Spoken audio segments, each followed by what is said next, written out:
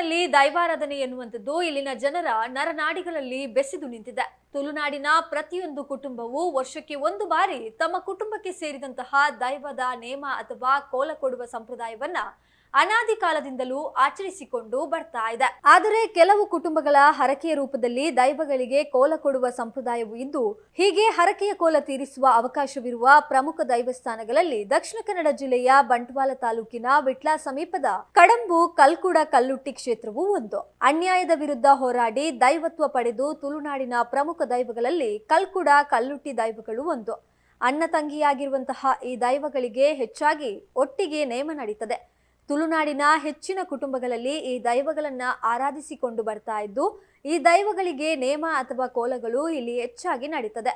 ತಮ್ಮ ಸಂಕಷ್ಟಗಳನ್ನ ದೂರ ಮಾಡಿದ್ರೆ ಕಲ್ಕುಡ ಕಲ್ಲುಟ್ಟಿ ದೈವಗಳಿಗೆ ಕೋಲ ಕೊಡ್ತೇವೆ ಎನ್ನುವ ಹರಕೆಯನ್ನ ಸಾಮಾನ್ಯವಾಗಿ ಎಲ್ಲಾ ಕುಟುಂಬಗಳು ಪರಿಸ್ಥಿತಿಗೆ ತಕ್ಕಂತೆ ಹೊತ್ತಿರ್ತದೆ. ಅಂತಹ ಹರಕೆಯನ್ನ ತೀರಿಸುವ ತುಳುನಾಡಿನ ಪ್ರಮುಖ ದೈವಸ್ಥಾನಗಳಲ್ಲಿ ವಿಟ್ಲಾದ ಕಡಂಬುವಿನ ಕಲ್ಕುಡ ಕಲ್ಲುಟ್ಟಿ ಕ್ಷೇತ್ರವು ಒಂದಾಗಿದೆ. ಸುಮಾರು 600 ವರ್ಷಗಳ ಇತಿಹಾಸ ಹೊಂದಿರುವ ಈ ಕ್ಷೇತ್ರದಲ್ಲಿ ಭಾರಿ ಕಾರ್ಮಿಕವು ನಡೀತಾ ಇದೆ.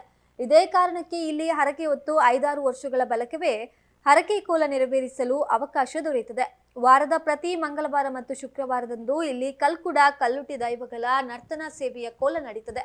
ಭಾನುವಾರದಂದು ಇಲ್ಲಿ ದೈವಗಳಿಗೆ ತಂಬಿಲ ಸೇವೆ ಕೂಡ ನಡೀತದೆ.